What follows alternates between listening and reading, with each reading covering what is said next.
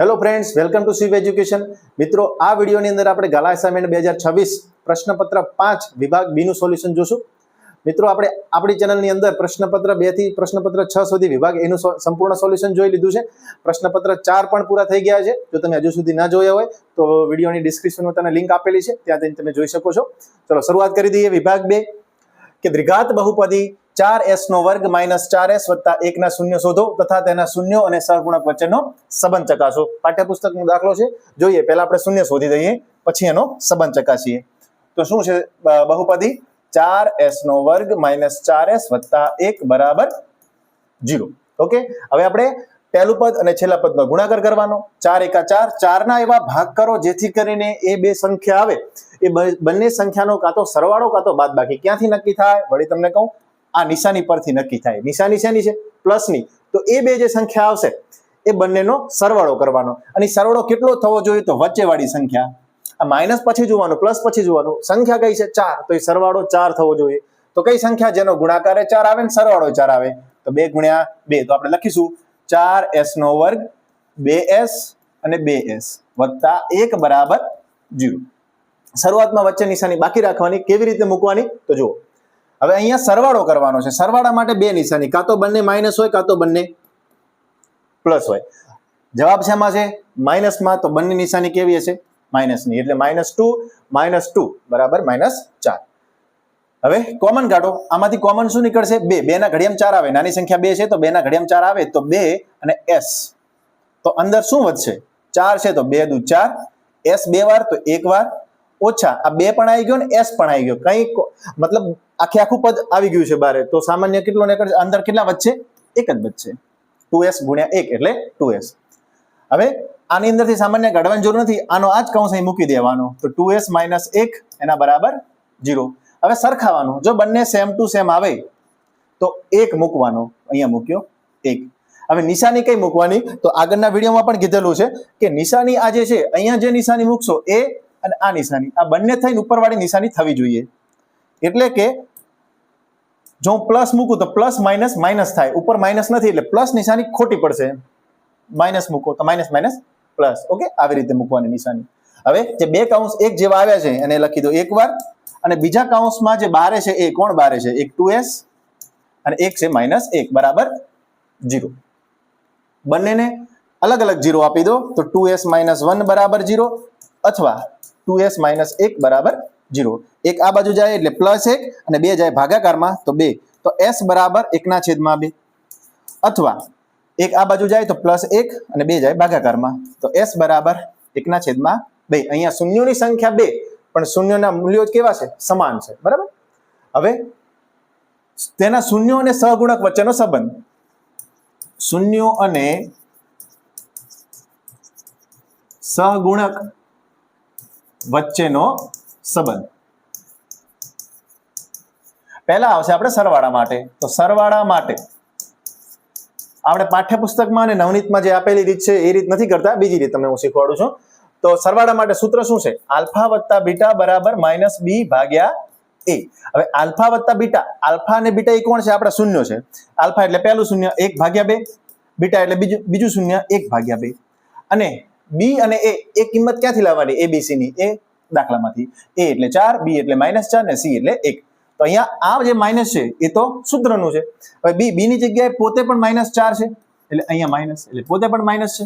એટલે આવી રીતે મૂકો. અહીંયા ધ્યાન રાખવાનું, અહીંયા ભૂલ ના થવી જોઈએ. કેમ કે 2 માઇનસ ક્યાંથી આવ્યા? એક સૂત્રનું માઇનસ અને એક માઇનસ દાખલાનું. એ કેટલો છે? 4.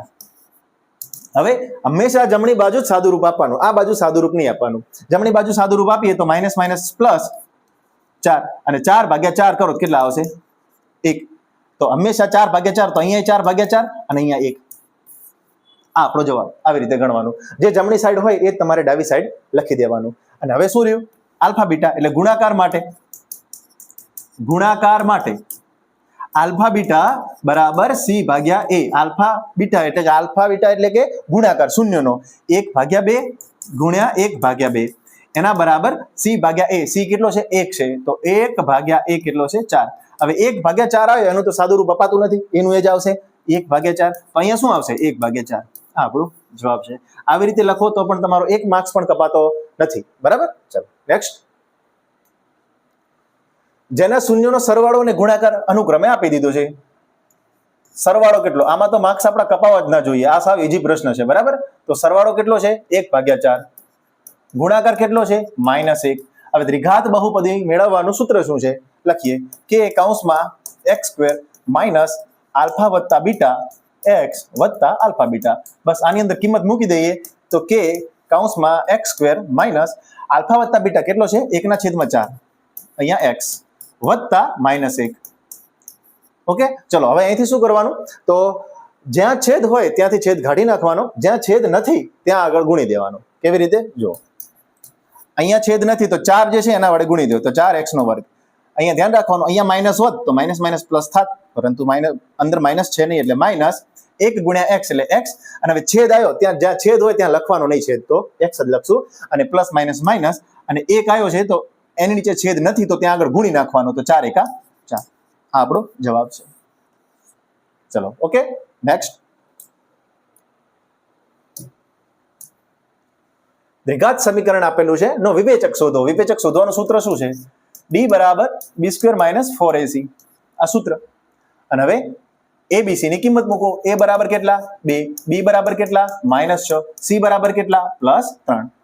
તો d બરાબર b કેટલો છે? -6, તો -6² ઓછા 4 × a કેટલો છે? 2. c કેટલો છે? 3. સાદું રૂપ આપીએ તો d બરાબર -6² -9² હંમેશા પ્લસમાં આવશે એટલે 36 -4 × 2 = 8, 8 તરી 24. તો d બરાબર 36 માંથી 24 જાય કેટલા રહેશે? 12. એટલે d ની કિંમત કેટલી આવે છે? 12 આવે છે. હવે આપણે 3 શરતો છે. કઈ કઈ શરત? એક કે d નું મૂલ્ય જે છે એ 0 કરતા મોટું આવે, d નું મૂલ્ય જે છે 0 કરતા નાનું આવે અને d નું મૂલ્ય જે છે એ 0 જેટલું જ આવે. આ 3 શરત આધારિત આ પ્રશ્ન થાય. અહીં આપણે શું થાય છે કે અહીં આ d જે છે એ 0 કરતા કેવો આવે છે? મોટો આવે છે. જો મોટો આવતો હોય તો 3 ના જવાબ શું આવે? અહીંયા આવશે વાસ્તવિક શૂન્ય મળે,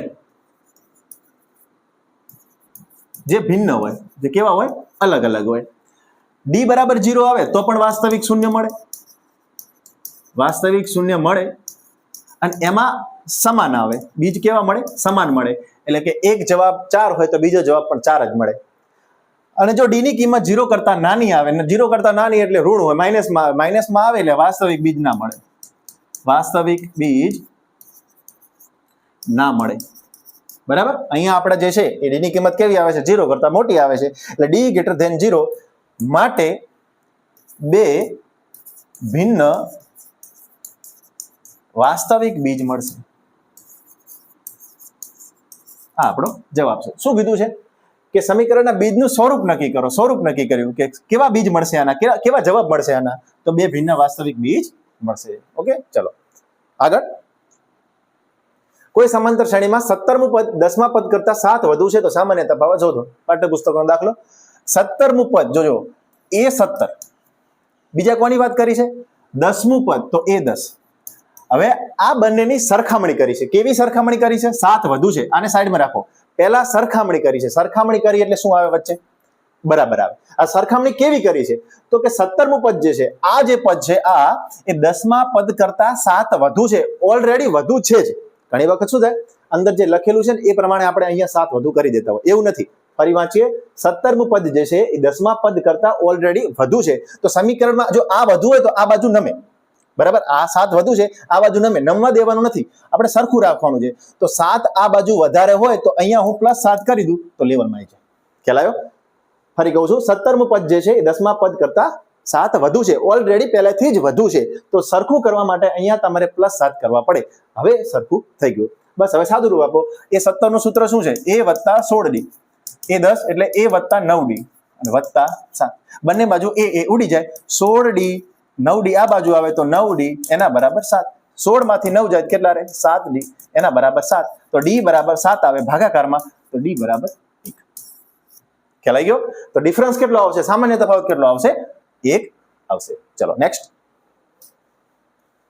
સમાંતર શ્રેણીના પ્રથમ 14 પદોનો સરવાળો 1050 હોય અને પ્રથમ પદ 10 હોય તો તે શ્રેણીનું 20મું પદ શોધો. હવે જુઓ, 20મું પદ શોધવું, કોઈ પણ નંબરનું પદ શોધવું હોય તો બે વસ્તુની જરૂર ફરજિયાત પડે. કઈ કઈ? a અને d. આમાં એ આપેલો છે પ્રથમ પદ, ડી નથી તો પહેલા આ દાખલાની અંદર આપણે શું શોધવું પડશે? ડી શોધવો પડશે. તો ડી ક્યાંથી આવશે? અહીંયા તમને શું આપેલું? 14 પદોનો સરવાળો આપેલો છે, એટલે S 14 આપેલા છે. કેટલા? 1050. બીજું શું આપેલું છે? હવે 14 કોની જગ્યાએ છે? n ની જગ્યાએ, તો n કેટલો છે? 14. બીજું શું આપેલું છે? પ્રથમ પદ એટલે એ કેટલો આપેલો છે? 10. તો આ ત્રણ વસ્તુ ઉપરથી આપણે ડી લાવશું, તો ડી વધ્યો. સૂત્ર મૂકીએ. હવે કઈ સૂત્ર આવશે? મોટું સૂત્ર જ આવે SN નું, નાનું સૂત્ર આવે નહીં, કેમ કે નાના સૂત્ર માટે an જોઈએ, an તો છે નહીં. તો SN બરાબર n ભાગ્યા 2 2a પ્લસ n માઇનસ 1 ને ડી. ચલો SN કેટલો? 1050. n કેટલો? 14 ભાગ્યા 2, 2 ગુણ્યા a કેટલો? 10 વત્તા n માઇનસ 1, 14 માઇનસ 1, અને ડી આપણે શોધવો છે. આગળ સાદુરૂપ આપીએ, 14 ભાગ્યા 2 કરીએ, આ સંખ્યા એમને એમ લખીએ તો 7 કૌંસમાં 10 દુ 20 વત્તા 14 ઓછા 1 એટલે 13 ડી થાય. હવે આ 7 જે છે એ ગુણાકારમાં, એને લાવો ભાગાકારમાં. તો 1050 એના ભાગ્યા 7, અહીંયા શું વધશે? 20 વત્તા 13 ડી. ચલો હવે 1050 ભાગ્યા આપણે 7 કરીએ તો 1050 ભાગ્યા 7, 7 એકા 7, 3 વચ્ચે 7 પંચુ 35, 0 0 0 ઉપર ચડી જાય એટલે 150 આયા. કેટલા આયા? 150. અને આ 20 જે છે એને લાવ આ બાજુ એટલે -20 થઈ જાય, અહીંયા વધે 13 ડી. માટે 13 ડી બરાબર 150 માંથી 20 જાય, કેટલા રહે? 130. અને 13 જાય ભાગાકારમાં, તો ડી બરાબર 130 ભાગ્યા 13, 13 એકા 13 એટલે કેટલા આવશે? 10 આવશે. ડિફરન્સ કેટલો આવ્યો? 10. આ ડી શોધવાનો હતો, કેમ? કારણ કે 20મું પદ શોધવું છે. 20મા પદ શોધવા માટે એ અને ડી ની ફરજિયાત જરૂર પડે. હવે એ 20 બરાબર a વત્તા 19 ડી. તો એ કેટલો? એ તો પહેલેથી જ આપેલો છે ને, કેટલો છે? 10. તો 10 વત્તા 19 અને ડી હવે આવ્યો 10. તો 10 વત્તા 19 ગુણ્યા 10 એટલે 190, અને આપણો ફાઇનલ જવાબ છે 200. ઓકે, ચલો આગળ. એ 1 7, બી 2 4 અને સી કે 5 કાટકોણ ત્રિકોણના શિરોબિંદુઓ છે. જો બી બરાબર 90 હોય તો કે ની કિંમત શોધો. હવે આપણે કાટકોણ ત્રિકોણ દોરી દઈએ. આની અંદર 90 નો ખૂણો કયો કીધો છે? બી. તો અહીંયા આપી દઈએ એ, અહીંયા આપી દઈએ સી. આ એ બિંદુ છે એ 1 7 છે, અને બી જે છે એ 2 4 છે, અને સી જે છે એ કેટલો છે? કે અને 5. આની અંદરથી આપણે કે શોધવાનો. કેવી રીતે? તો અહીં જુઓ, અહીં પાયથાગોરસનો પ્રમેય લાગશે. પાયથાગોરસનો પ્રમેય શું કહે છે? કે કર્ણનો વર્ગ એટલે એસી નો વર્ગ બરાબર બાકીની બે બાજુઓના વર્ગોનો સરવાળો. કર્ણનો વર્ગ એટલે કે અહીં ખૂણો બી બરાબર 90, માટે કર્ણનો વર્ગ એટલે એસી સ્ક્વેર એના બરાબર AB square plus BC square. Ready? આની અંદર આપણે કિંમત મૂકવાની. હવે આ કિંમત ક્યાંથી લાવશું? ચલો, અંતરસૂત્ર. અંતરસૂત્ર શું છે આપણું? કે કોઈ અંતરસૂત્ર લખીએ, દાખલા તરીકે એસી નું મારે લખવું હોય તો એસી બરાબર વર્ગમૂળમાં આવી રીતે લખાય, x2 - x1 square plus y2 - y1 square. હવે આ વર્ગ મારે વર્ગમૂળ કાઢવું હોય તો વર્ગમૂળ કાઢીએ શું થાય? તો જે સાઈડ આપણે વર્ગમૂળ કાઢીએ એની બીજી સાઈડ વર્ગ થઈ જાય. એટલે હું અહીંથી વર્ગમૂળ કાઢી દઉં તો અહીંયા શું થાય? એસી નો વર્ગ. તો અહીંયા શું આવશે? x2 - x1 square. હવે વર્ગમૂળ આવશે નહીં. સમજણ પડે છે શું કહું છું? અહીંયા આપણે એસી સ્ક્વેર ની કિંમત મૂકવાની છે. તો એસી આપણી જોડે એસી નું સૂત્ર છે, તો આપણે વર્ગમૂળ દૂર કરીએ તો એસી નો વર્ગ આવે. તો હવે આપણે આ લખશું. શું લખશું? કે અહીં એસી સ્ક્વેર બરાબર x2 - x1 square plus y2 - y1 square. હવે વર્ગમૂળ કેમ ના આવ્યું એ મેં તમને અહીંયા સમજાવ્યું, કેમ કે અહીંયા વર્ગ આવ્યો છે. ઓકે, ચલો આગળ. હવે કિંમત મૂકીએ. એસી માટે આ 1 1 થાય, આ તમારો 2 2 થાય. તો x2 કેટલો? k ઓછા x1 કેટલો? 1 નો વર્ગ વત્તા y2 કેટલો? 5 5 ઓછા y1 કેટલો? 7. ચલો આની અંદર નિત્યસમ લાગશે. તો નિત્યસમ કેવી રીતે કીધું હતું? a square minus 2ab plus b square આવે બરાબર. તો પહેલાનો વર્ગ એટલે k નો વર્ગ, પછી માઇનસ મૂકો ને 3 નો ગુણાકાર કરો, 2 ગુણ્યા 1 ગુણ્યા k એટલે 2k, પ્લસ કરો અને 1 નો વર્ગ 1. 5 માંથી 7 જાય તો કેટલા રહે? -2, અને -2 નો વર્ગ કરો એટલે કેટલા થાય? 4. તો શું જવાબ આવ્યો? k સ્ક્વેર માઇનસ 2k વત્તા 5. આ એસી સ્ક્વેર ની કિંમત મળી. એવી રીતે આપણે એબી સ્ક્વેર અને બીસી સ્ક્વેર આપણે શોધવાના છે. ઓકે, ચલો આ જરાક પછી લખીશું. હવે લખીએ એબી સ્ક્વેર. તો એબી સ્ક્વેર એના બરાબર x2 - x1 square plus y2 - y1 square. તો આની અંદર એબી આ તમારો 1 1, આ 2 2. તો x2 કેટલો છે 2, તો 2 - 1 નો વર્ગ વત્તા y2 કેટલો છે 4, 4 - 7, 4 - 7 નો વર્ગ, 2 - 1 એટલે 1 નો વર્ગ, અને 4 - 7 એટલે -3 નો વર્ગ. 1 નો વર્ગ 1, -3 નો વર્ગ કેટલો 9, અને 1 ને 9 10. કોના બરાબર મળ્યું? AB² બરાબર. હવે એવી રીતે કોણ વધ્યો? BC. તો BC નો સ્ક્વેર, તો BC² બરાબર x2 - x1² plus y2 - y1². અને એની અંદર આ તમારો 1 1 થશે, આ 2 2 થશે. તો x2 કેટલો k ઓછા x1 કેટલો 2, તો 2 નો વર્ગ વત્તા y2 કેટલો 5 અને y1 કેટલો 4, તો 5 ઓછા 4 નો વર્ગ. સાદું રૂપ આપીએ તો વળી પાછું નિત્યસમ આવે a² - 2ab + b² એટલે કે k નો વર્ગ, અને 3 3 નો ગુણાકાર, તો 3 3 નો ગુણાકાર 2 × 4, 4 × k એટલે 4k વત્તા 2 નો વર્ગ 4, અને અહીંયા 5 - 4 એટલે 1, અને 1 નો વર્ગ 1 જ થશે. સાદું રૂપ આપીએ તો k નો વર્ગ ઓછા 4k, અને 4 + 1 એટલે કેટલા 5. આ થઈ ગયું BC². હવે જે સૌપ્રથમ ફર્સ્ટ લખ્યું હતું મેં, જે કર્ણનો વર્ગ, હવે એ લખવાનું, એની અંદર આ બધી કિંમત મૂકીને સાદું રૂપ આપશો એટલે આપણો જવાબ આવી જશે. કેવી રીતે? ચલો,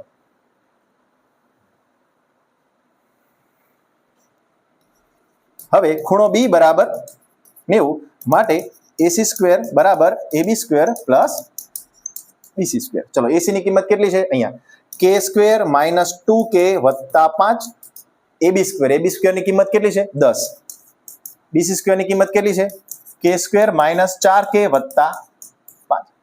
બંને બાજુ સરખું ઉડાડી દઈએ. શું સરખું છે? 5 5, k², શું વધ્યું? ઓછા 2k, અને બરાબર 10 ઓછા 4k. આ 4k ને આ બાજુ લાવો, તો ઓછા 2k વત્તા 4k એના બરાબર 10, -2 વત્તા 4 એટલે +2, તો 2k બરાબર 10, 2 જાય ભાગાકારમાં, તો k બરાબર 10 ભાગ્યા 2, તો k બરાબર 5. આ આપણો ફાઇનલ જવાબ છે. ઓકે, ચલો, આશા રાખું કે ખ્યાલ આવ્યો છે. આગળનો દાખલો જોઈએ. નંબર 31, સમાંતર બાજુ ચતુષ્કોણ ABCD ના 3 શિરોબિંદુઓ A 1 2, B 2 4 અને C 5 9 છે. જો ચોથા શિરોબિંદુ D ના આયામ શોધો. આગળના વિડીયોમાં પણ તમને કીધું હતું કે જ્યારે સમાંતર બાજુ ચતુષ્કોણ આવે એટલે તમારે એને દોરી દેવાનો. A, B, C અને D. ચલો, A બિંદુના આયામ કેટલા છે? 1 અને 2. B ના કેટલા છે? 2 અને 4. અને C જે છે ને 5 અને 9. અને આ આપણે શોધવાના છે, તો એને આપણે x અને y કહી દઈએ. બરાબર, મળશે. ચલો, હવે આની અંદર આપણે બે વિકર્ણ દોરી દેવાના.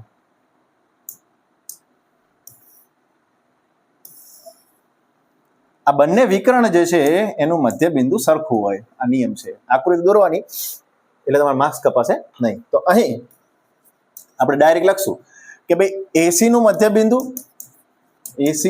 બિંદુ એ જ મધ્ય બિંદુ કોનું થાય? BD નું મધ્ય બિંદુ. ચલો, બંનેના સૂત્ર મૂકીએ તો x1 + x2 ભાગ્યા 2, y1 + y2 ભાગ્યા 2. સૂત્ર અહીંયા એક જ આવશે, એનું એ જ, x1 + x2 ભાગ્યા 2 અને y1 + y2 ભાગ્યા 2. હવે કિંમત મૂકીએ તો પહેલા છે AC માટે 1 1 કોણ થશે? આ, અને 2 2 આ. તો લખીએ x1 કેટલો 1 વત્તા x2 કેટલો 5 ભાગ્યા 2, y1 કેટલો 2 અને y2 કેટલો 9, તો 2 વત્તા 9 ભાગ્યા 2. આની વાત કરીએ તો BD, B થી D આ 1 1, આ 2 2, તો 1 કેટલો 2 અને x, તો 2 વત્તા x ભાગ્યા 2. અને y1 કેટલો? y1 છે 4 અને y2 કેટલો છે? y, 4 વત્તા y ભાગ્યા 2. આટલું થઈ ગયું. હવે પહેલું પહેલાને સરખાવવાનું, બીજું બીજાને સરખાવવાનું. એટલે કે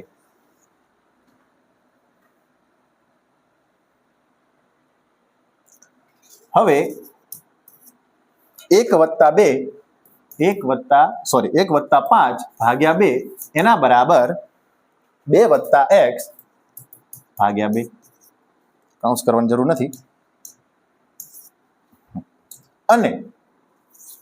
અને હવે બીજું બીજાને સરખાવવાનું. 2 વત્તા 9 ભાગ્યા 2 એના બરાબર 4 વત્તા y ભાગ્યા 2. 4 વત્તા y ભાગ્યા, સાદું રૂપ આપીએ તો 1 ને 5 કેટલા થાય? 6 ભાગ્યા 2 એના બરાબર 2 + x ભાગ્યા 2 અને અહીંયા સાદુરૂપ આપીએ તો 2 અને 9 કેટલા થાય 11 11 ભાગ્યા 2 એના બરાબર 4 + y ભાગ્યા 2 સાદુરૂપ આપીએ તો 2 2 ઉડી જાય, અહીંયા 2 2 ઉડી જશે, 2 આવશે આ બાજુ તો 6 - 2 = x, તો x = 4 અને આની અંદર 4 આ બાજુ આવશે તો 11 - 4 એના બરાબર y, તો y બરાબર 11 માંથી 4 જાય કેટલા રહે 7.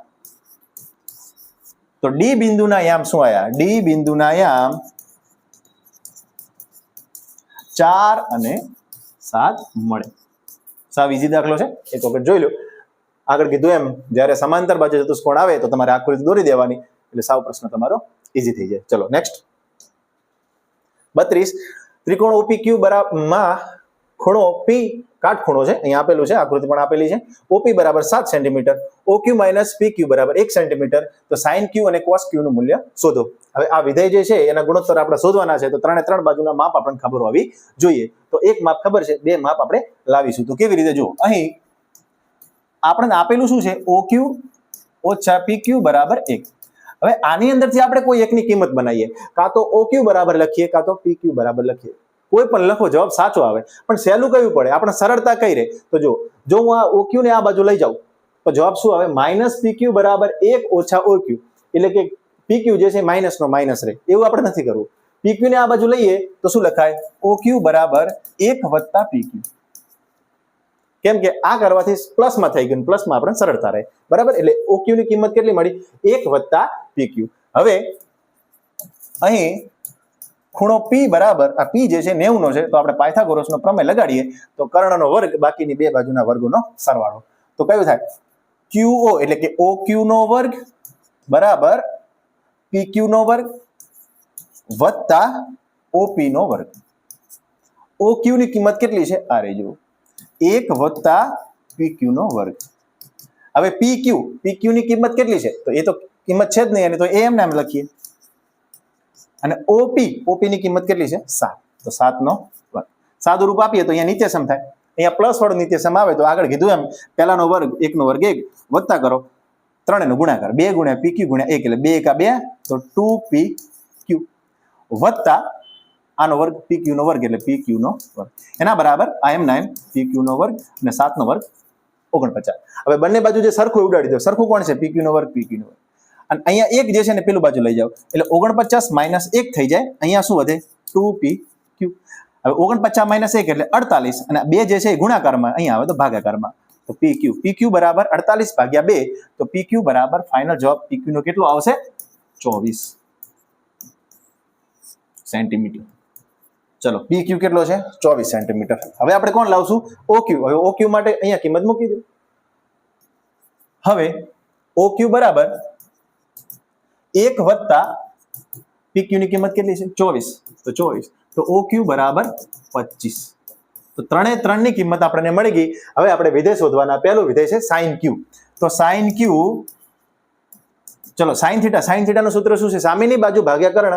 અને અહીંયા તમને Q થી કીધું છે, તો અહીંયા ધ્યાન રાખવાનું, આ ખૂણાથી કીધું છે, આ ખૂણાથી નથી કીધું. બરાબર? એટલે આ ખૂણાથી સામેની બાજુ કઈ થાય? OP. સામેની બાજુ ભાગ્યા કર્ણ. કર્ણ કયો થાય? OQ. ચલો, OP ની કિંમત કેટલી છે? OP ની કિંમત છે 7. અને OQ ની કિંમત કેટલી છે? હમણાં લાયા આપણે 25. તો આપણો પહેલો જવાબ. તથા બીજી કિંમત કઈ કીધી? cos Q. ચલો, cos θ. cos θ ની કિંમત શું? સૂત્ર શું છે? પાસેની બાજુ ભાગ્યા કર્ણ. તો Q ની પાસેની બાજુ કઈ થાય? આ થાય PQ. અને કર્ણ કયો થાય? OQ. ચલો, PQ ની કિંમત કેટલી છે? 24. અને OQ ની કિંમત હમણાં આપણે લાવ્યા 25. આ થઈ ગયા આપણા બે જવાબ. પરંતુ ત્રણે ત્રણ બાજુના માપ શોધતા આપણને આવડતું હોવું જોઈએ. ચલો નેક્સ્ટ જોઈએ. ચલો જોઈએ દાખલા નંબર 33. જો વર્ગમૂળમાં 3 tan 2x બરાબર cos 60 પ્લસ sin 45 cos 45 હોય તો x ની કિંમત શોધો. અહીંયા આપણને આની કિંમત ખબર હોવી જોઈએ. ચલો જોઈએ. અહીં વર્ગમૂળમાં 3 tan 2x એના બરાબર cos 60 વત્તા sin 45 cos 45. આવું આપણે આપેલું છે. કિંમત મૂકી દઈએ તો અહીંયા cos 60 ની કિંમત કેટલી થાય? 1/2. sin 45 ની કિંમત કેટલી? 1/√2 ગુણ્યા cos 45 એની પણ એટલી જ થશે 1 ભાગ્યા વર્ગમૂળમાં 45. અહીંયા આ એમના એમ આવશે.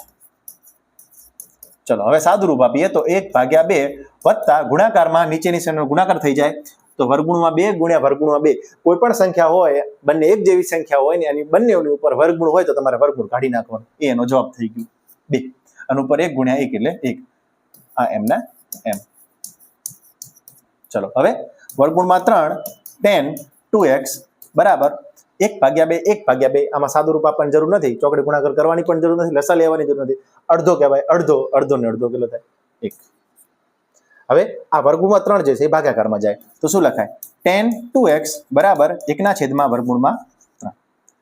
હવે એવું થયું કે આ જે છે ને થીટા છે તો tan થીટાની કઈ કિંમત કયો ખૂણો એના બરાબર 1/વર્ગમૂળમાં 3 થાય. તો તમે કોષ્ટકની અંદર tan થીટા જે tan વાળી લાઈન છે એ જોવાની, એમાં 1/વર્ગમૂળમાં 3 ક્યારે થતું હશે માટે 2x બરાબર 30 એટલે કે tan 30 બરાબર 1/વર્ગમૂળમાં 3 થાય.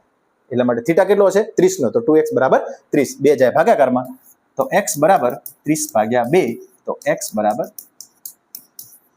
15. x ની કિંમત કેટલી આવશે 15 આવશે. ચલો નેક્સ્ટ. 1.5 મીટર ઊંચાઈ વાળી એક નિરીક્ષક એક ચીમનીથી 28.5 મીટર દૂર ઉભેલ છે. તેની આંખથી ચીમનીની ટોચના ઉચ્છેદ કોણનું માપ 45 છે. ચીમનીની ઊંચાઈ કેટલી હશે? પહેલા આકૃતિ દોરી અને સમજી લઈએ કે દાખલો શું કહેવા માંગે છે. જો 1.5 મીટર ઊંચાઈ વાળી એક નિરીક્ષક કે એક વ્યક્તિ છે જેની ઊંચાઈ આપેલી છે 1.5. તો આ માની લો કે જમીન છે અને અહીંયા એ વ્યક્તિ ઊભું હશે, આ વ્યક્તિ છે અને આ જે ઊંચાઈ છે આટલી ઊંચાઈ એ કેટલી હશે 1.5 મીટર. હવે અહીંથી એ ચીમની નિરીક્ષક એક ચીમનીથી અહીંયા એક ચીમની દોરી દઈએ, આ એક ચીમની છે અને ચીમનીથી 28.5 એટલે આ જે અંતર છે એ 28.5 મીટર છે. આટલું અંતર દૂર ઉભેલ છે તેની આંખથી ચીમનીની ટોચનો ઉચ્છેદ કોણ, એટલે ઉચ્છેદ કોણ અહીંયાથી બને, અહીંથી ના બને. વ્યક્તિ છે તો આંખ અહીંયા આવશે ને, અહીંથી બનશે આવી રીતે. ઉચ્છેદ કોણનું માપ 45 છે એટલે અહીંયા જે ખૂણો બને આ વાળો, આનું માપ 45 છે. તો ચીમનીની ઊંચાઈ કેટલી હશે? તો આપણે નામ આપી દઈએ, અહીંયા લખીએ A B C D અને E. આ આપણી આકૃતિ થઈ ગઈ. અને હવે જે આકૃતિમાં નામ દર્શાયા છે કોનું માપ કયું છે એ આપણે લખી દઈએ. તો કે અહીં પહેલું આપણે જે શોધવું છે એનું લખીએ તો ચીમનીની ઊંચાઈ, અહીં ચીમનીની ઊંચાઈ કોના બરાબર A થી E થશે. ચીમની તો અહીંયાથી અહીંયા સુધી છે ને, તો A E તથા હવે નિરીક્ષકની ઊંચાઈ તથા નિરીક્ષકની ઊંચાઈ કેટલી CD, તો CD અને એની સામે લંબચોરસ બને છે એની સામે કોણ આવે છે BE, તો એ બંને સરખા થશે તો BE એના બરાબર 1.5. આ કેમ લખ્યું? કારણ કે આગળ આવશે હમણાં. ચલો નેક્સ્ટ. બીજું શું છે? ચીમનીથી નિરીક્ષક સુધીનું અંતર. ચીમનીથી નિરીક્ષક સુધીનું અંતર કેટલું છે?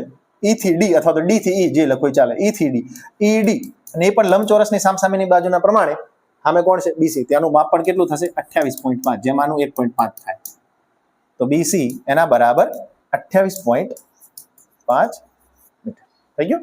ચલો હવે આપણે શું શોધવું છે? A થી E સુધી, એટલે કે ચીમનીની ઊંચાઈ શોધવી છે. આટલો ટુકડો તો ખબર છે 1.5, આ આપણે શોધવાનું છે. હવે માત્ર આપણે આ ત્રિકોણની વાત કરીએ. જો કયો ત્રિકોણ? આની વાત કરીએ તો આ ત્રિકોણની અંદર આ થીટા છે, આ થીટાની પાસેની બાજુ છે, આ છે સામેની બાજુ. કરણની વાત કરી નથી એટલે સામેની બાજુ અને પાસેની બાજુ આ બંનેનું કોમ્બિનેશન ધરાવતું સૂત્ર કયું છે? tan થીટાનું. એટલે લખીશું આપણે કે અહીં થીટા લખવાનો રહી ગયો, થીટા બરાબર 45 અંશ. ચલો અહીં tan થીટા બરાબર સામેની બાજુ ભાગ્યા પાસેની બાજુ. સામેની બાજુ કઈ થાય? AB, તો AB ભાગ્યા પાસેની બાજુ કઈ થાય? B થી C. tan થીટા, થીટા કેટલો છે 45 નો, તો tan 45 એના બરાબર AB આપણે શોધવું છે અને BC કેટલું છે 28.5, તો 28.5. હવે tan 45 ની કિંમત કેટલી છે 1, તો 1 બરાબર AB ભાગ્યા 28.5. 5, આ 28.5 આ બાજુ આવે તો AB બરાબર 1 જોડે ગુણાય તો એનું એજ આવે 28.5 મીટર. એટલે કેટલું આવી ગયું? 28.5 મીટર. હવે અહીંથી અહીં સુધીનું માપ 28.5 અને 1.5 એ બંનેનું ટોટલ કરો એટલે આપણો જવાબ આવી જાય. તો એ થી E સુધીનું અંતર છે. તો હવે AE બરાબર એના બે ભાગ છે. કયા કયા? એક AB અને એક BE. AB અને BE. AB તો હમણાં લાયા આપણે 28.5 અને BE તો અહીંયા લખ્યું તો જુઓ આપણે BE કેટલું છે? 1.5. તો બંનેનો સરવાળો કરો તો 28 ને 29 ને અડધો 1 એટલે પૂરા 30 મીટર જવાબ આપણો આવે. આ પણ IMP દાખલો છે, ત્યાંથી જોજો એકવાર. ઓકે, ચલો નેક્સ્ટ 35મો. મયંકે તેના બગીચામાં પક્ષીઓને પાણી પીવા માટે નળાકારના એક છેડે અર્ધગોલક હોય તેવું પક્ષીકુંડ બનાવ્યું છે. અહીંયા પક્ષીકુંડ આપેલું છે. તો નળાકારની ઊંચાઈ 1.45 મીટર અને તેની ત્રિજ્યા 30 સેન્ટીમીટર હોય તો પક્ષીઓ માટે પાણી પીવાના આ પાત્રનું કુલ પૃષ્ઠફળ શોધો. કુલ પૃષ્ઠફળ એટલે આ બે જે આકાર આપેલા છે બંને આકારનું પૃષ્ઠફળ શોધવાનું છે. આ છે નળાકાર. નળાકારનું જે પાત્ર જે છે એ આ જે પક્ષીકુંડ છે નીચેથી પોલો હશે, આખો પોલો છે, ઉપર એક વાટકા જેવું પાત્ર ફિટ કરેલું છે. બરાબર? એટલે નળાકાર છે એની વક્ર સપાટી આવશે 2πrh અને ઉપર છે અર્ધગોલક. અર્ધગોલકની વક્ર સપાટીનું શું આવશે? 2πr². બરાબર? તો બંનેની આપણે કિંમત મૂકી દઈએ. તો સૌપ્રથમ આપણે શું આપેલું છે? તો કે અહીં ત્રિજ્યા અર્ધગોલકની નળાકારની બંને સેમ ટુ સેમ હશે. અહીં નળાકારની ત્રિજ્યા અને અર્ધગોલકની ત્રિજ્યા R બરાબર કેટલા આપેલા છે? R બરાબર 30 સેન્ટીમીટર. અને બીજું શું આપણે જોઈ છે? નળાકારની ઊંચાઈ જોઈ છે અને નળાકારની ઊંચાઈ h બરાબર કેટલા છે? 1.45 મીટર. 1.45 મીટર. અહીંથી થોડું તમે ધ્યાનથી જોશો તો બંને જે એકમ આપેલા છે એ અલગ અલગ આપેલા છે. એક છે સેન્ટીમીટરમાં, એક છે મીટરમાં. તો આપણે શું કરશું? કાં તો બંનેને મીટરમાં ફેરવી દેશું, કાં તો બંનેને સેન્ટીમીટરમાં ફેરવી દેશું. તો તમે સેન્ટીમીટરમાં ફેરવશો તો આ પોઈન્ટ જે છે એ નીકળી જશે. તો તમારે પોઈન્ટ વગરની રકમ થઈ જાય તો દાખલો થોડો સહેલો પડી જાય. તો આપણે શું કરશું? આ જે સંખ્યા છે એને આપણે સેન્ટીમીટરમાં ફેરવી દેશું. તો 1.45 ગુણ્યા 100 કરો તો એ જવાબ ગણાય સેમીમાં. તો હવે 145/100 ગુણ્યા 100 ઉડી જાય તો શું વધે? 145 સેન્ટીમીટર બચે. તો હવે આપણે આ મૂકશું. આમાં ધ્યાન રાખજો, નહીં તો દાખલો ખોટો પડશે. તો કે હવે શું શોધવું છે આપણે? પાત્રનું કુલ પૃષ્ઠફળ. પાત્રનું કુલ પૃષ્ઠફળ બરાબર આગળ કીધું એમ એક અર્ધગોલક છે. અર્ધગોલકનું શું થાય? 2πr² વત્તા નળાકારની વક્ર સપાટી. નળાકારની વક્ર સપાટીનું શું થાય? 2πrh. બંનેમાંથી કોમન કાઢી લઈએ જેથી કિંમત મૂકવાના આપણને સરળતા રહે. તો બંનેમાં કોમન શું દેખાય છે? 2π. તો લખીએ 2π અને r બે વાર છે, અહીંયા એક વાર છે તો એક વાર નીકળશે. તો અહીંયા શું બચશે? એક જ વાર. અહીંયા 2πr નીકળી ગયા, h વધ્યો. તો 2 ગુણ્યા હવે પાઈની કિંમત કૌંસમાં આપેલી છે કે 22/7 લો. તો અહીંયા લખીએ 22/7 ગુણ્યા r ત્રિજ્યા કેટલી છે? 30 સેન્ટીમીટર. તો અહીંયા લખ્યા 30 કૌંસમાં r એટલે વળી ત્રિજ્યા અને વત્તા h એટલે 145. ચલો સરવાળો કરી દઈએ. ત્યાં આ ત્રણ સંખ્યામાંથી 7 વડે કોઈ સંખ્યા ઉડતી નથી તો બધું એનું એ લખવું પડશે. 2 ગુણ્યા 22/7 ગુણ્યા 30 ગુણ્યા આ બંનેનો સરવાળો કરો તો 145 ને 30 કેટલા થાય? 175. હવે આ 175 જે છે એ 7 વડે ઉડે છે કે નહીં આપણે ચેક કરી લઈએ. તો 175/7 7 દુ 14 3 બચ્યા 5 7 5 35 કેટલા આવ્યા? 25. તો આ 7 વડે ઉડાડશો એટલે 25 આવશે. તો લખીએ 2 ગુણ્યા 22 એટલે 44. 44 ગુણ્યા 30 ગુણ્યા 25 એટલે 25 તરી 75. 75 એટલે 750. શૂન્ય પાછળ લગાડી દીધી. 25 તરી 75 અને શૂન્ય. હવે 44 ગુણ્યા 750 આપણે કરવાના છે તો શૂન્યને બાકાત રાખીએ. 44 ગુણ્યા 75 કરીએ એટલે 75 ગુણ્યા 44. શૂન્ય 4 5 20 વધી 2 7 ચોક 28 2 30. 5 ચોક 20 વધી 2 7 ચોક 28 2 30. કેટલો આવે છે? 0 0 3 અને 3 3300. અને પાછળ એક શૂન્ય જે છે આમાં આપણે ગુણાકારમાં લીધી નથી, મૂકી દેવી પડશે અહીંયા. તો સેન્ટીમીટરનો વારે. હવે આ જે જવાબ છે એને આપણે મીટરમાં કન્વર્ટ કરી દઈએ. તો મીટરમાં કન્વર્ટ કરવા માટે તમારે શું કરવાનું? જો હું તમને કહું, ભાગાકાર કરવાનો. અહીંયા આપણો મીટર સ્ક્વેર થઈ જશે. હવે સેન્ટીમીટર થી મીટરમાં જાઓ તો 100 નો ગેપ હોય, 100 નો ડિફરન્સ હોય, 100. તો અહીંયા તો સ્ક્વેર છે એટલે 100 નો સ્ક્વેર શું થાય 10,000 થઈ જાય, તો અહીંયા 10,000 નો રેશિયો રાખવાનો. આ જુઓ, મીટરમાંથી સેન્ટીમીટરમાં ફેરવ્યું ત્યારે ગુણ્યાકાર કર્યો 100 વડે. કેમ? એ સેન્ટીમીટર મીટર હતું, સ્ક્વેર નતું. અને સેન્ટીમીટર મીટરમાંથી મીટરમાં જાઓ, સેન્ટીમીટરમાંથી મીટરમાં જાઓ તો ભાગાકાર કરવાનો.